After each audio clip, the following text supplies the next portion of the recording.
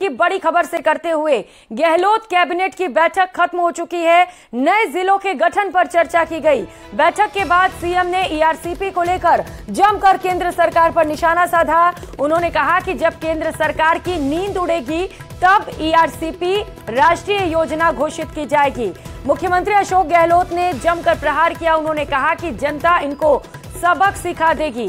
ERCP को लेकर दबाव बनाना पड़ेगा। तो ईआरसीपी लगातार एक बड़ा मुद्दा रहा है प्रदेश में, जिसे लेकर जहां एक और केंद्र राज्य सरकार पर तो दूसरी ओर राज्य सरकार केंद्र सरकार पर आरोप लगाती आ रही है। और इस बीच जब आज बैठक खत्म हुई उसके बाद मुख्यमंत्री अशोक गहलोत ने बयान दिया तो उन्होंने एक बार फिर से ईआरसीपी का जिक्र किया। उन्होंने कहा कि जब केंद्र की नींद उड़ेगी तब ईआरसीपी को राष्ट्रीय परियोजना घोषित किया जाएगा। मुख्यमंत्री अशोक गहलोत ने कहा कि जनता केंद्र को करारा जवाब देगी, बीजेपी की हार तय है। तो कई घंटों से गहलोत कैबिनेट की बैठक चल रही है। जबकि वो राजस्थान आते हैं, लोग मिलने जाते हैं दिल्ली में, ईआरसीपी की बात उनसे भी करते हैं। वो भी कहते हैं एक यात्रा प्रदेश कांग्रेस कमेटी निकाले राजस्थान के अंदर, सबकी भागीदारी हो, दबाव पड़े केंद्र पर। आपकी पार्टी नेता वसुंधरा सिंधिया कह रही है ईआरसीपी लागू होनी चाहिए। आपने वायदा किया राजस्थान की धरती पर, आप वादा पूरा क्यों नहीं कर रहे हैं? अगर नहीं करेंगे अगले चुनाव में सबक सिखा देगी जनता। ये माहौल बनना चाहिए। वो दबाव में तभी आएंगे तब आप माहौल बनाओगे। अगर आपने वादा पूरा नहीं किया, प्रधानमंत्री जी और अमित शाह जी को साथ जोड़ देते हैं क्योंकि वही गृह मंत्री है, जानते हो उनकी भूमिका क्या रहती है। आपको पूरा ईस्टर्न राजस्थान सबक सिखा देगा। ये मैसेज देना पड़ेगा केंद्र को आपको।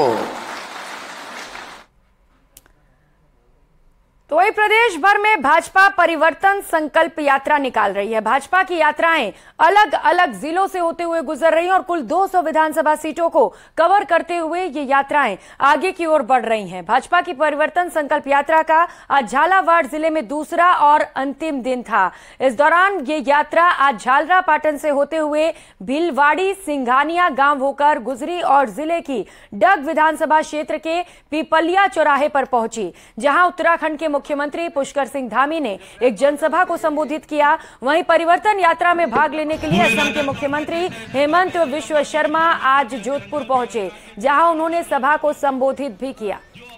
समर्थन और स्वागत मिला, जिस तरह से जनता ने सामने से आकर के भरोसा और विश्वास दिलाया।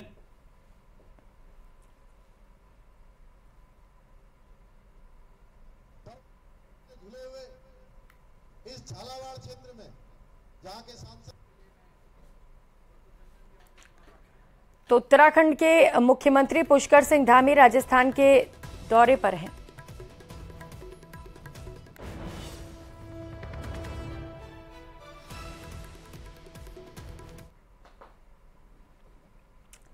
तो परिवर्तन यात्रा को लेकर लगातार कार्यकर्ताओं में जबरदस्त उत्साह बना हुआ है, जहां पर उत्तराखंड के मुख्यमंत्री पुष्कर सिंह धामी भी राजस्थान के दौरे पर रहे, जहां उनके झालावाड़ पहुंचने पर बीजेपी कार्यकर्ताओं ने उनका भव्य स्वागत किया। इसके बाद धामी झालावाड़ में भाजपा की परिवर्तन संकल्प यात्रा में शामिल हुए। उत्तराखंड के मुख्यमंत्री पुष्कर सिंह धामी ने एक जनसभा को भी संबोधित किया और प्रदेश की कांग्रेस सरकार पर जमकर निशाना साधा। इस दौरान उत्तराखंड के मुख्यमंत्री पुष्कर सिंह धामी ने केंद्र की नरेंद्र मोदी सरकार और राजस्थान की पूर्ववर्ती वसुंधरा सरकार के विकास कार्यों और उपलब्धियों का भी जमकर बखान किया। आम जनता के सामने उपलब्धियों का विस्तार से एक एक कर गिनाया गया कि कौन कौन सी वो बड़ी उपलब्धियां रहीं जब बीजेपी की सरकार राजस्थान में बनी।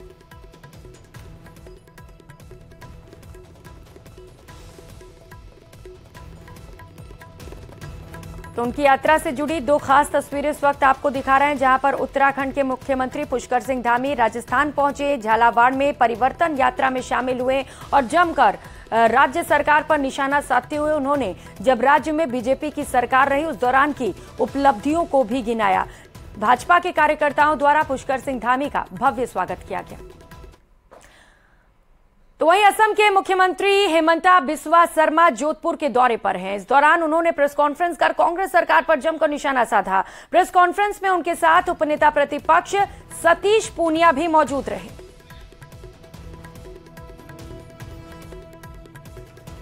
यह पैकेट वगैरह निकालने का बात करता है, ये तो देखने से मालूम हो जाता है चुनाव का फंड इकट्ठा करने का ये सब सिस्टम है। ये सब हम लोग बहुत दिन देख चुका हूँ। कांग्रेस में मैं बहुत साल था, तो इसीलिए कांग्रेस का ये छोटे मोटे सिस्टम तो मैं तुरंत समझ ही लेता हूँ। आने का साथ साथ मुझको कोई भाई साहब ने पैकेट दिखाया, मैं बोला ये तो टिपिकल कांग्रेसी बातें होता है। चुनाव का पहले मोबाइल खरीदना, चुनाव का पहले लैपटॉप खरीदना, चुनाव का पहले मसाला का पैकेट बनाना, ये जो सिस्टम है ये कांग्रेस कल्चर ही है। और खास करके चुनाव लड़ना और चुनाव हारने का बाद 5 साल में कैसे रहूंगा वो सब का प्रबंध करने का ही ये सब सिस्टम होता है।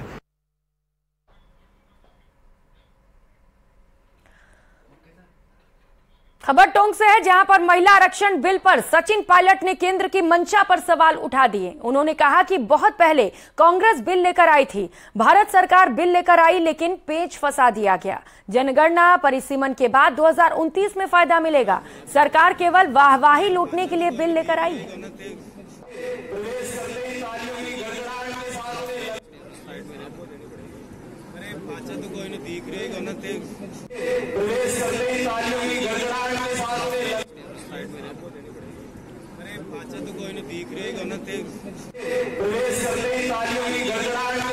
विधानसभा लोकसभा में और पार्लियामेंट और विधानसभा में 1/2 पर महिलाओं का अधिकार है।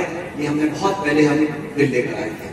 अब कल भारत सरकार ने इसको मंजूरी दी, लेकिन ऐसा पेच फंसा दिया उसने कि कहा पहले तो पूरे देश की जनगणना होगी, फिर पूरे देश में परिसीमन की कार्रवाई होगी, उसके बाद जाके जब सीटें बढ़ जाएंगी फिर आपको 1/2 का उसमें अधिकार महिलाओं को मिलेगा 2029 में, आज से 6 साल के बाद। तो जब 6 साल के बाद करना था तो आज आपको पारित करने की क्या जरूरत पड़ी है? तो कहीं ना कहीं मंशा कुछ और है और वाहवाही लूटने के लिए काम किया है। तो वहीं पायलट ने बीजेपी पर जोरदार हमला भी बोला। उन्होंने कहा कि राजस्थान में चुनाव की मुहिम बीजेपी नहीं उठा पा रही है।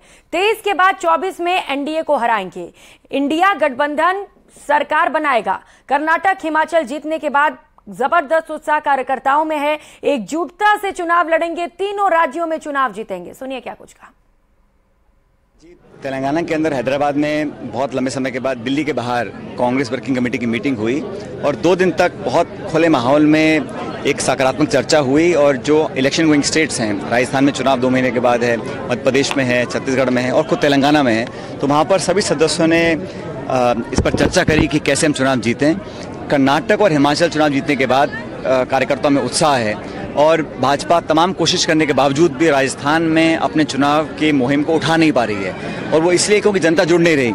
आप 4.25 साल गायब रहो, सदन के अंदर सदन के बाहर, लोगों की बात उठा ना पाओ, आपसी झगड़े में फंसे रहो, तो पब्लिक सब समझती है, जनता जुड़ नहीं रही।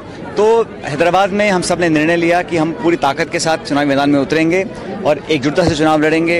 इन तीनों चारों स्टेट्स में कांग्रेस सरकार कांग्रेस पार्टी की बनेगी, ताकि 24 का लोकसभा चुनाव जो होगा उसमें हम एनडीए को हरा पाएंगे और इंडिया अलायंस जो है वो चुनाव जीतेगा।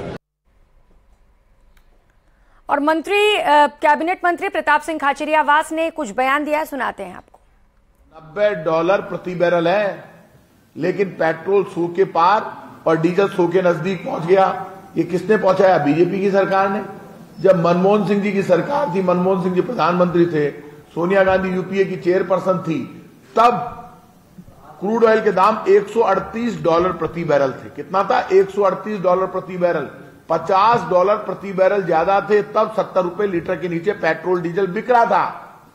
बीजेपी के राजस्थान के लोगों, माफी मांगो राजस्थान की जनता से और देश से।